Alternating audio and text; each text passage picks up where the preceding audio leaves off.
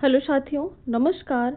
आप सभी का बहुत बहुत स्वागत है आपके अपने चैनल टीचिंग क्लासेस विद नीलम में। आइए फ्रेंड्स, आज हम देखते हैं मौर्यकालीन प्रशासन।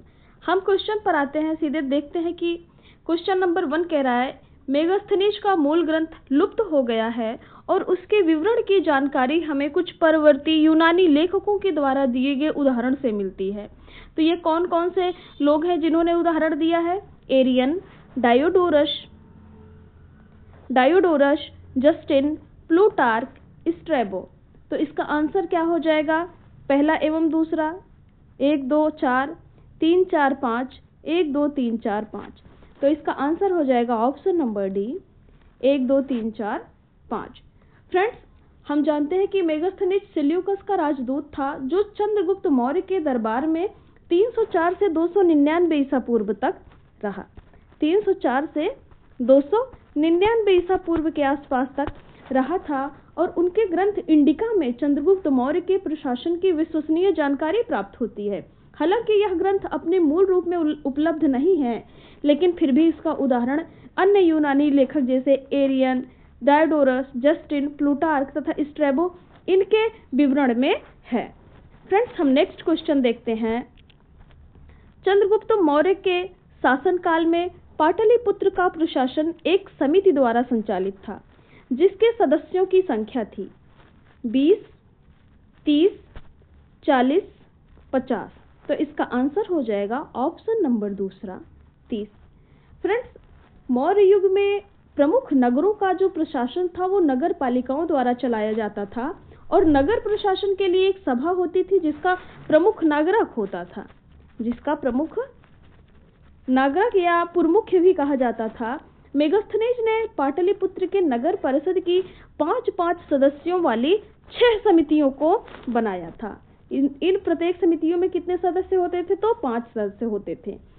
इस प्रकार जो समितियां थी इनके कार्य अलग अलग थे। जैसे कि पहली समिति थी तो उसका कार्य था विभिन्न प्रकार की औद्योगिक कलाओं का निरीक्षण करना। दूसरी समिति का कार्य था विदेशी यात्रियों के भोजन, निवास, चिकित्सा आदि का प्रबंध करना। तीसरी समिति का कार्य था जनगणना का हिसाब रखना। चौथी समिति नगर के व्यापारिक वाणिज्य की देखभाल करती थी। पांचवी उद्योग समिति थी जो बाजार में बिकने वाली वस्तुओं में मिलावट को रोकती थी, मिलावट के अपराध में व्यापारियों को दंड दिलाती थी। और छठी समिति कर समिति थी जो क्रय विक्रय की वस्तुओं पर कर वसूलती थी। फ्रेंड्स, हम नेक्स्ट क्वेश्चन देखते हैं। क्वेश्चन नंबर 3, उड़ीसा में भुवनेश्वर के निकट हाथी का घोली शिल्प किससे संबंधित है? मौर्य काल से, कुषाण काल से, शुंग काल से, गुप्त काल से। तो इसका आंसर हो जाएगा ऑप्शन नंबर 1, मौर्य काल से। किससे रिलेटेड? अशोक से। तो उड़ीसा में भुवनेश्वर के निकट जो हाथी का धौली शिल्प था ये 3री शताब्दी ईसा पूर्व में अशोक के द्वारा बनवाया गया था। नेक्स्ट क्वेश्चन देखते हैं फ्रेंड्स। मुद्रा राक्षस किसने लिखी? कालिदास, विशाखदत्त, कौटिल्य, पतंजलि। तो इसका आंसर हो जाएगा ऑप्शन नंबर 2, विशाखदत्त। मुद्रा राक्षस संस्कृत का ऐतिहासिक नाटक है और इसकी रचना विशाखदत्त ने की है। इसमें चाणक्य और चंद्रगुप्त मौर्य के राजनीतिक सफलताओं का विश्लेषण मिलता है। मुद्रा राक्षस की जो कथा वस्तु है ये बहुत ही प्रख्यात है, बहुत ही फेमस है। इसमें अपनी मुद्रा को अपने ही विरुद्ध प्रयुक्त होते देखकर राक्षस स्तब्ध रह जाता है, एकदम विवश हो जाता है। और इसमें चंद्रगुप्त के राज्यारोहण के उपरांत चाणक्य द्वारा राक्षस की राजनीतिक दावों को विफल कर देने की कथा को 7 अंकों में व्यक्त किया गया है।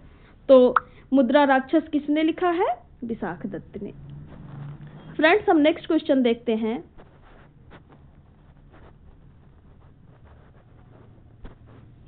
नंद वंश के बाद मगध पर किस वंश ने शासन किया? नंद वंश के बाद मगध पर किस वंश ने शासन किया?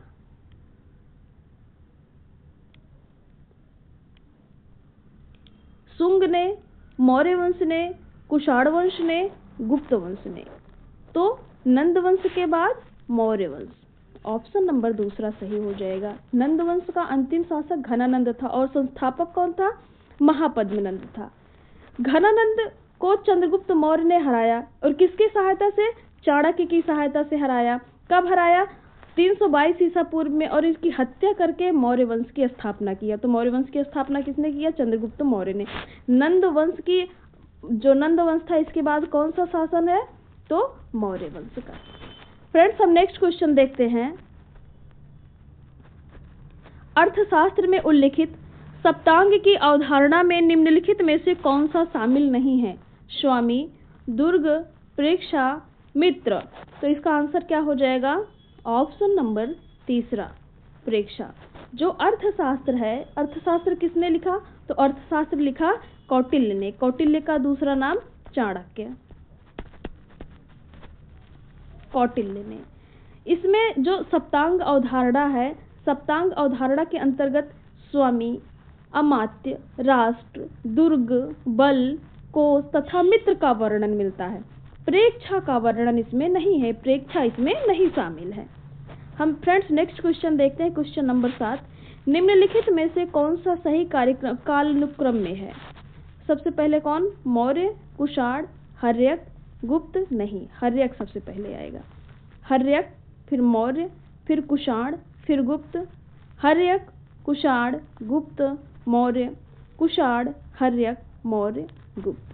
तो इसका आंसर हो जाएगा ऑप्शन नंबर दूसरा, सबसे पहले आता है हर्यक वंश। ऑप्शन नंबर दूसरा, सबसे पहले हर्यक वंश। कब से कब तक? 544 से 412 ईसा पूर्व। 544 से 412 ईसा पूर्व। फिर आता है मौर्य वंश। मौर्य वंश का शासनकाल कब से रहा है? तो 323 से 184 ईसा पूर्व। 323 से 184 ईसा पूर्व। उसके बाद आता है कुषाण वंश। फिर लास्ट में आता है गुप्त वंश। फ्रेंड्स, हम नेक्स्ट क्वेश्चन देखते हैं।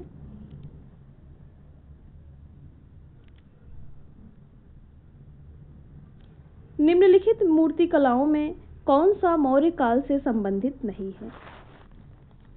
यक्षी पालवाहक, हाथी धौली में, मथुरा में खड़े बुद्ध। इसका आंसर यही हो जाएगा, मथुरा में खड़े बुद्ध। मथुरा में खड़े बुद्ध जो मूर्ति है, इसका उल्लेख मौर्योत्तर काल से प्राप्त होता है, मौर्य काल से नहीं, मौर्योत्तर काल से।